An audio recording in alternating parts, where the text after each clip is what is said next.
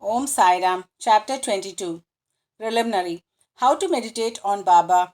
No one has been able to fathom the nature or the form of the Almighty.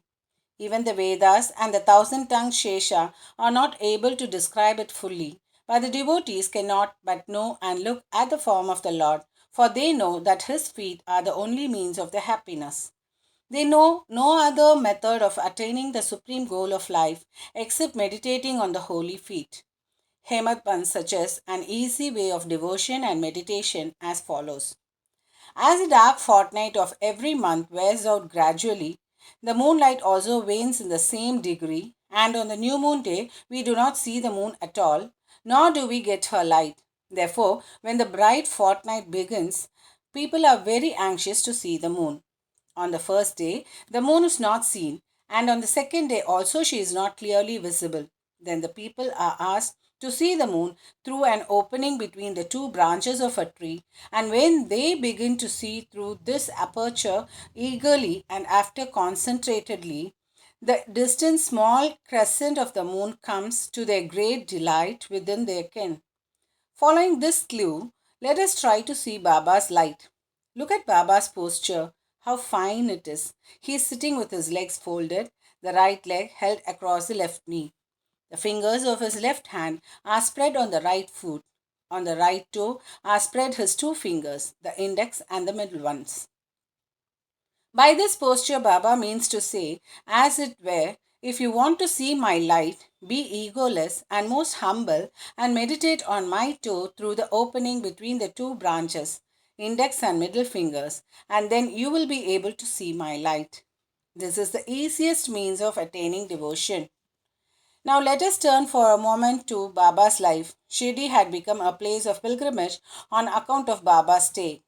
People from all quarters began to flock there, and both the rich and the poor began to be benefited in more ways than one and in some form or other. Who can describe Baba's boundless love and his wonderful nature, knowledge, and his all pervasiveness? Blessed is he who could experience one or all of these.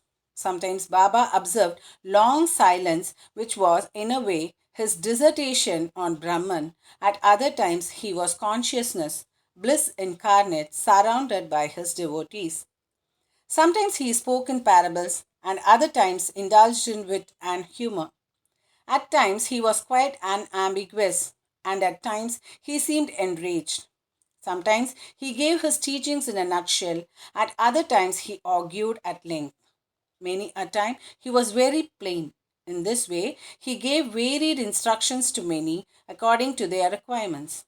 His life was therefore inscrutable, beyond the ken of our mind, beyond our intellect and speech. Our longing to see his face, to talk with him, and hear his leelas was never satisfied. Still, we were overflowing with joy. We can count the showers of rain encircle the wind in a leather bag, but who can gauge or measure his leelas? Now we deal here with one aspect of them, namely, how he anticipated or forestalled the calamities of his devotees and warded them off in time. Bala Saheb Mirikar. Bala Saheb Mirikar, son of Sirdar Kaka Saheb Mirikar, was Mamlatdar of Kopergaon. He was going on tour to Chitali. On the way, he came to Shirdi to see Sai Baba. When he went to the masjid and prostrated himself before Baba, usual conversation regarding health and other matters commenced when Baba sounded a note of warning as follows. Do you know our Dwarakamai? As Bala Sahib did not understand, he kept quiet. Baba continued, this is our Dwarakamai, where you are sitting. She wards off all dangers and anxieties of the children who sit on her lap. This Masjid Mai, that is its presiding deity, is very merciful. She is the mother of the simple devotees, whom she will save in calamities. Once a person sits on her lap, all his troubles are over. He who rests in her shade gets bliss. Then Baba gave him Udi and placed his protecting hand on his head. When Bala Sahib was about to depart, he again said, do you know the Lamba Baba, the long gentleman, namely the serpent? And then closing the left arm like fist, he brought it near the right elbow and moving his left arm like the hood of a serpent, he said, "He is so terrible, but what can he do to the children of Dwaraka Mai? When the Dwaraka Mai, its presiding deity, protects, what can the serpent do?" All who were present there were curious to know the meaning of all this and its reference to Mirika, but none had the courage to ask Baba about this. Then Bala Sahib saluted Baba and left the masjid with Shyama. Baba called Shyama back and asked him to accompany Bala Sahib and enjoy the Chitali trip. Shyama came to Bala Sahib and told him that he would go with him according to Baba's wish. Bala Sahib replied that he need not come as it would be inconvenient. Shyama returned to Baba and told him what Bala Sahib said to him. Baba said, "All right, do not go. We should mean well and do well. Whatever is destined to happen will happen." In the meanwhile, Bala Sahib thought over again and calling Shama asked him to accompany him. Then Shama, going again to Baba and taking his leave, started with Bala Sahib in the Tanga. They reached Chitali at 9 p.m. and encamped in the Maruti temple. The office people had not come, so they sat quiet in the temple, talking and chit-chatting. Bala Sahib was sitting on a mat reading a newspaper. His uparani, that is upper dhota, was spread across his waist, and on a part of it a snake was sitting unobserved. It began to move with a rustling sound, which was heard by the peon. He brought a lantern, saw the snake, and raised an alarm. "Serpent, serpent!" Bala Sahib was frightened and began to quiver. Shama was also amazed. Then he and others moved noiselessly and took sticks and clubs in their hands. The snake got down slowly from the waist and it moved away from Bala Sahib. It was immediately done to death. Thus, this calamity, which was prophesied by Baba, was averted and Bala Sahib's love for Baba was deeply confirmed. Babu Sahib Uti. A great astrologer named Nana Sahib Dangle told one day Babu Sahib Bhutti, who was then in Shirdi, "Today is an inauspicious day for you. There is a danger to your life." This made Babu Sahib restless. When they, as usual, came to masjid, Baba said to Babu Sahib, "What does this Nana say?" "He foretells death for you." "Well, you need not be afraid. Tell him boldly. Let us see how death kills." Then later in the evening, Babu Sahib went to his privy for easing himself, where he saw a snake. His servant saw it and lifted his stones to strike it at it. Babu Sahib asked him to get a big stick, but before the servant returned with the stick, the snake was seen moving away and soon disappeared. Babu Sahib remembered with joy Baba's words of fearlessness. Amir Shakar. Amir Shakar was a native of the village Korale in Kopargaon Taluka. He belonged to the butcher caste. He worked as a commission agent in Bandra and was well known there. He once suffered from rheumatism, which gave him much pain. He was then reminded of God, and so he left his business and went to Shirdi and prayed to Baba to relieve him from his malady. Baba then stationed him in the Chavadi, which was then a damp, unhealthy place unfit for such a patient. Any other place in the village or Korale itself would have been better for Amir, but Baba's word was the deciding factor and the chief medicine. Baba did not allow him to come to the masjid but fixed him in the Chavadi where he got very great advantage. Baba passed via Chavadi every morning and evening, and every alternate day Baba went to the Chavadi in a procession and slept there. So Amir got Baba's contact very often easily. Amir stayed there for the full 9 months and then somehow or other he got a disgust for the place. So one night he stealthily left the place and came to Kobargaon and stayed in a dharmashala. There he saw an old dying fakir who asked him for water. Amir brought it and gave it to him. As soon as he drank it, he passed away. Then Amir was in a fix. He thought that if he went and informed the authorities, he would be held responsible for the death as he was the first and sole informant and knew nothing about it and knew something about it.